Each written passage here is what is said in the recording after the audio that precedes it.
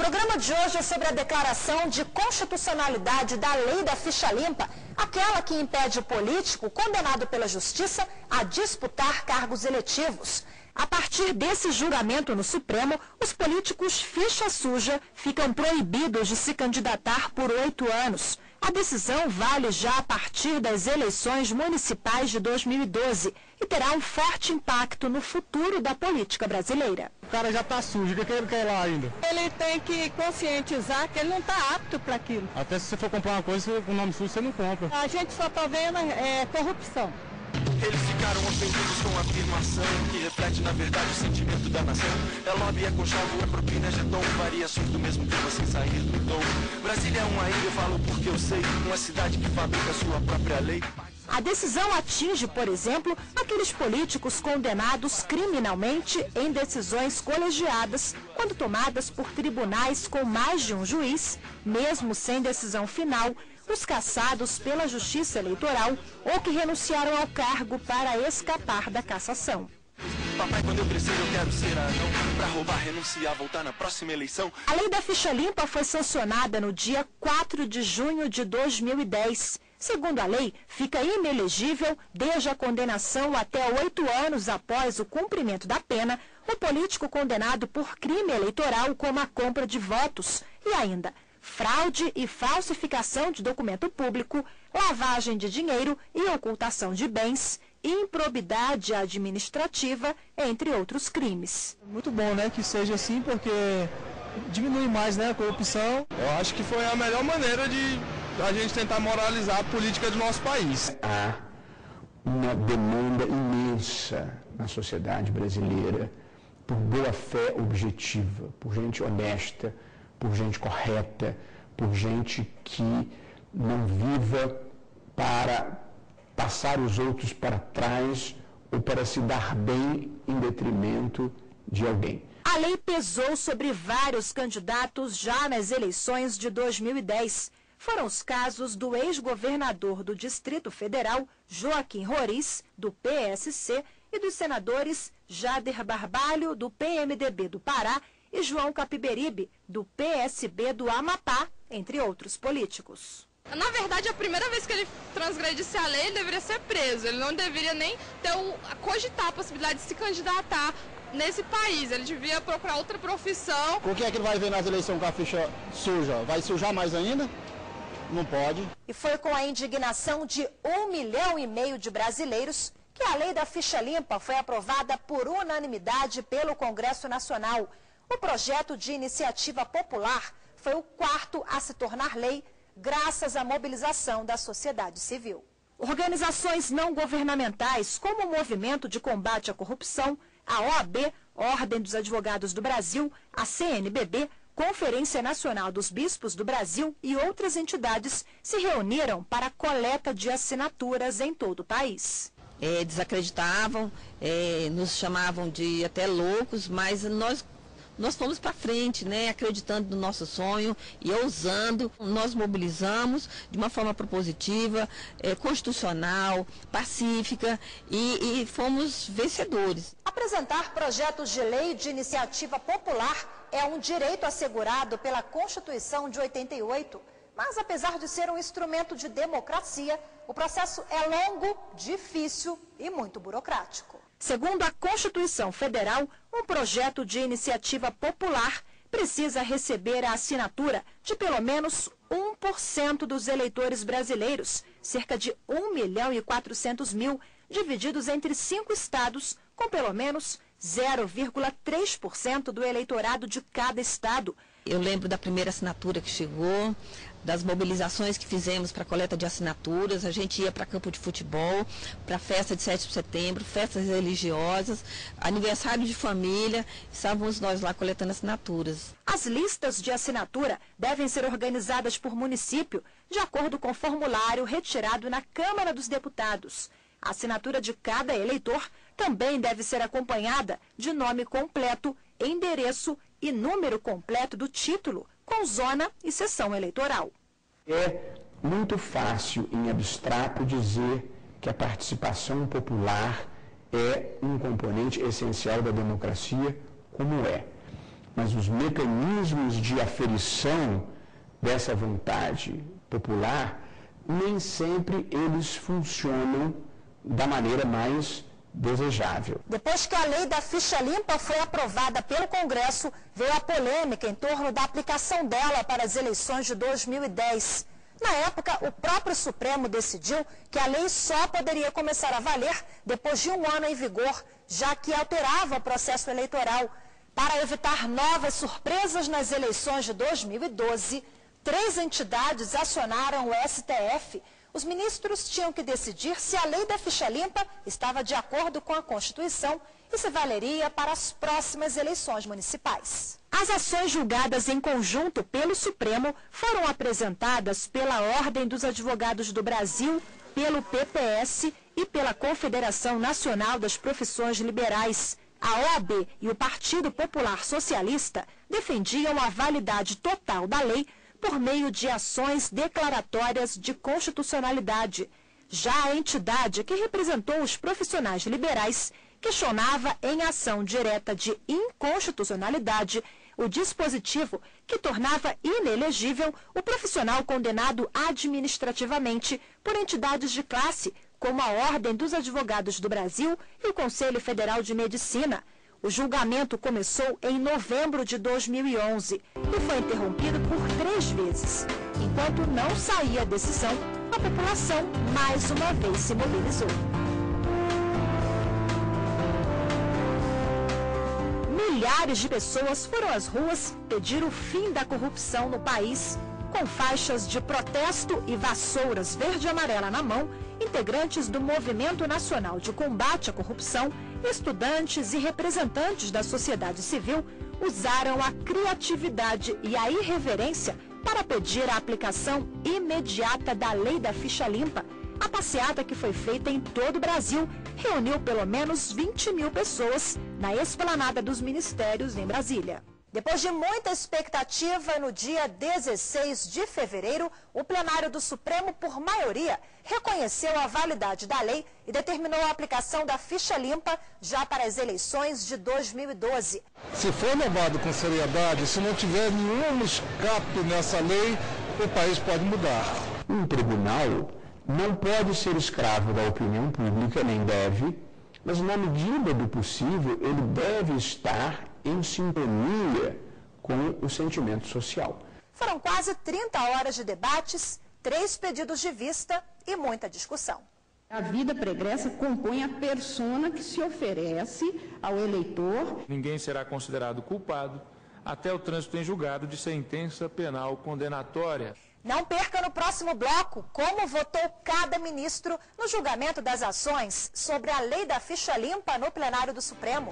Foi uma vitória da moralidade e da democracia no campo político. Você acompanha no programa de hoje o julgamento sobre a constitucionalidade de uma lei que pode banir da vida pública políticos corruptos que respondem a processos na justiça e que não têm compromisso com o povo brasileiro. É o julgamento sobre a lei da ficha limpa. Por 7 votos a 4, a Corte decidiu que a lei é constitucional, vale a partir das eleições municipais de 2012 e alcança fatos anteriores à edição da norma.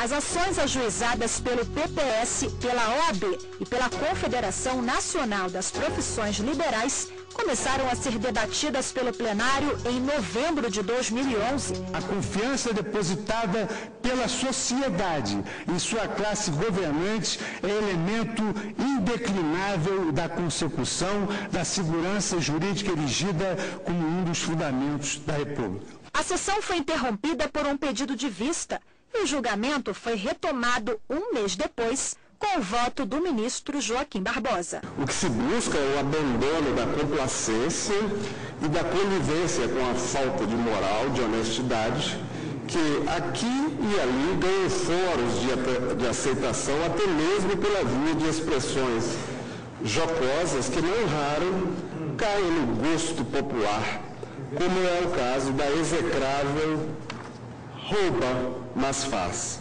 Foram 7-4 pela validade da lei da ficha limpa. Os ministros Marco Aurélio, Ricardo Lewandowski, Carlos Aires Brito, Luiz Fux, Joaquim Barbosa, Rosa Weber e Carmen Lúcia defenderam a norma que surgiu de uma iniciativa popular levada ao Congresso. Já os ministros César Peluso, Celso de Mello, Gilmar Mendes e Dias Toffoli foram contra alguns pontos da lei. Eles ressaltaram que, além da presunção de inocência, cláusula pétrea do artigo 5º da Carta Magna, o inciso 3 do artigo 15 da Constituição veda a cassação dos direitos políticos, cuja perda ou suspensão só se dará no caso de condenação criminal transitada em julgado, ou seja, quando não há mais possibilidade de recursos. Uma Declaração Universal dos Direitos Humanos, aprovada pela Assembleia Geral das Organizações Unidas em 10 de dezembro de 48, em seu artigo 11.1, também proclama que toda pessoa acusada de delito tem direito a que se presuma sua inocência, enquanto não se prova sua culpabilidade, de acordo com a lei, e em processo público no qual se assegurem todas as garantias necessárias à sua defesa. Para o ministro Gilmar Mendes, a lei não pode retroagir para alcançar candidatos que já perderam seus cargos eletivos de governador, vice-governador, prefeito e vice-prefeito. Eu já mais me preocupo, presidente, com esta lei, mas com o convite que se possa fazer para que o legislador a atualize sempre no sentido de introduzir novos fatos, apanhando fatos do passado e produzindo situações casuísticas. Alguém que foi surpreendido ou que se negou a se submeter ao bafômetro. Veja, o legislador pode inventar isso, simplesmente dizer é inelegível. Não há limite para esse modelo. O ministro também criticou a possibilidade de pessoas afastadas administrativamente de entidades de classe, como a OAB, estarem impedidas de disputar um cargo político. Se há um caso em que é flagrante a violação ao princípio da proporcionalidade e da razoabilidade, é este. Conferir a entidades com perfil quase sindical, muitas vezes propriamente sindical, o poder de decretar a inelegibilidade de alguém é algo muito exagerado. O artigo 15, inciso 3º da Lei Fundamental estabelece que, dentre as hipóteses de privação da cidadania, inclusive da perda da capacidade eleitoral passiva, está a existência de que, artigo 15, inciso 3º, condenação criminal transitada em julgado, enquanto durarem os seus efeitos, porque é necessário banir da vida pública pessoas desonestas, mas de qualquer maneira, pessoas ímpromas, mas de qualquer maneira é preciso respeitar as regras da Constituição. O problema da lei retroagir para qualificar, para dar eficácia negativa para um fato acontecido antes do início.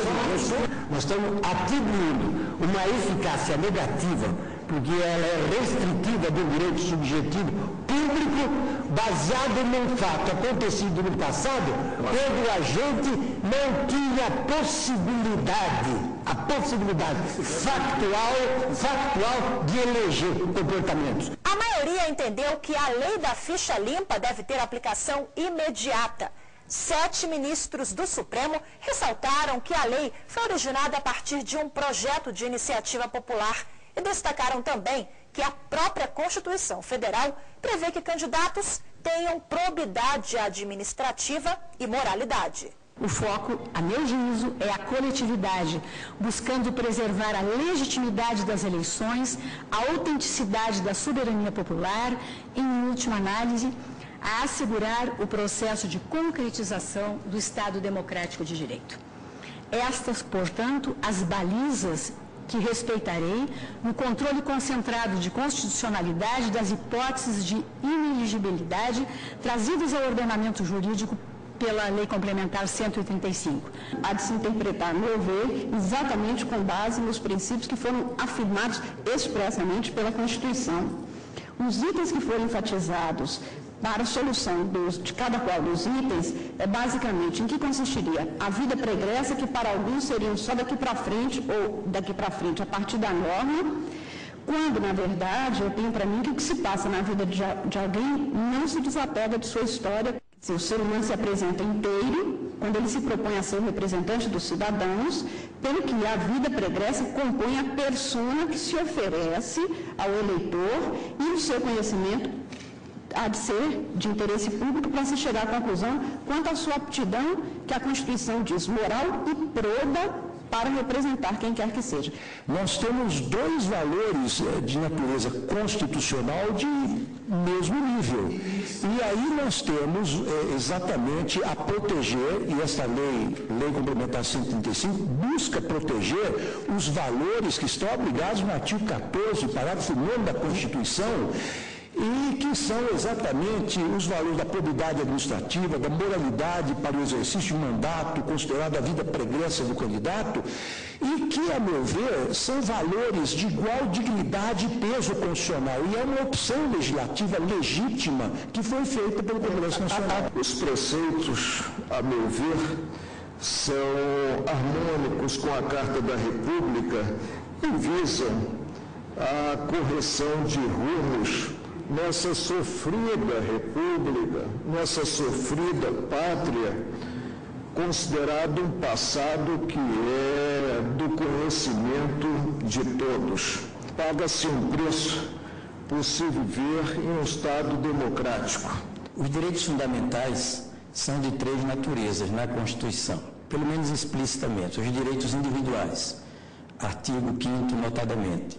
Os direitos sociais, artigos 6º e 7º também, por modo especial. E a partir do artigo 15, os direitos políticos são também fundamentais. O direito que tem o eleitor de escolher candidatos de vida biográfica isenta de um passivo eleitoral, de um passivo penal avultado, é um direito fundamental. Quando não há um direito fundamental sendo diretamente afetado, não é fora de propósito que o tribunal escolha a solução que melhor atenda ao sentimento social. A sociedade brasileira sai mais forte do ponto de vista ético, do ponto de vista moral. A classe política sai mais fortalecida.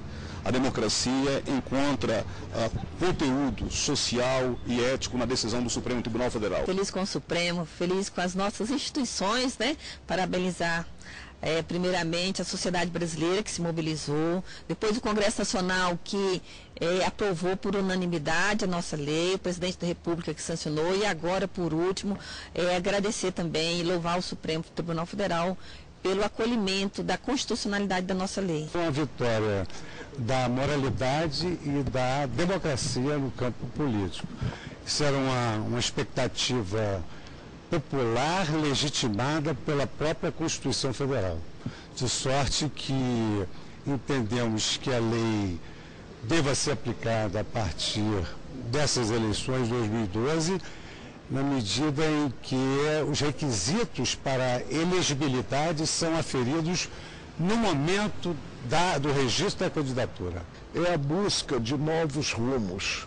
É a busca de uma representatividade por aqueles que querem ser representantes para servir e não para servirem dos cargos. Agora, de qualquer forma, que os eleitores também façam uma triagem. Depois do intervalo, você vai ver que, na prática, essa decisão do Supremo pode afastar da política pessoas que tiveram algum problema com a justiça. Mesmo aqueles que já responderam pelo crime e ficaram 8 anos inelegíveis. Os detalhes você vai saber no próximo bloco.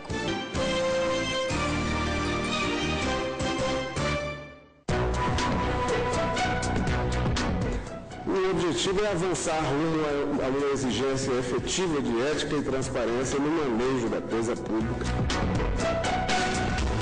Na dúvida, deve o juiz absolver o acusado. Nós estamos diante de ponderação de valores. A constitucionalidade da lei da ficha limpa é esse o tema do programa Grandes Julgamentos do STF de hoje.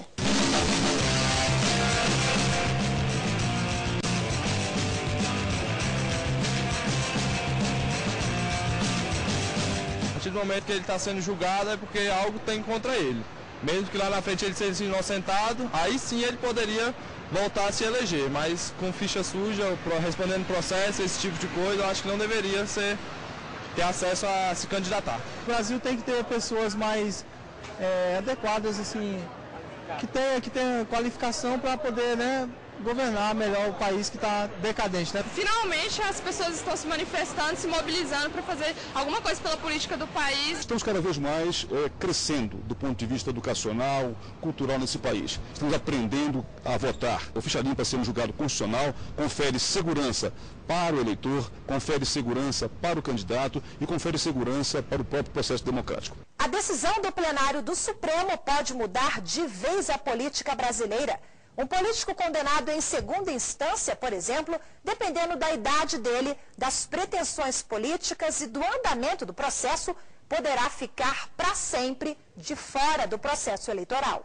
Isso porque o político condenado em segunda instância, como um tribunal de justiça, por exemplo, ficará inelegível, desde a condenação por órgão colegiado até o transcurso do prazo de 8 anos após o cumprimento da pena. E como o sistema jurídico prevê inúmeras possibilidades de recursos, o processo pode demorar anos para ser concluído. Só depois da condenação em última instância, geralmente no Supremo, é que ele vai começar a cumprir a pena imposta. E quando terminar de cumprir a pena, o político condenado ainda estará proibido de se candidatar por mais 8 anos.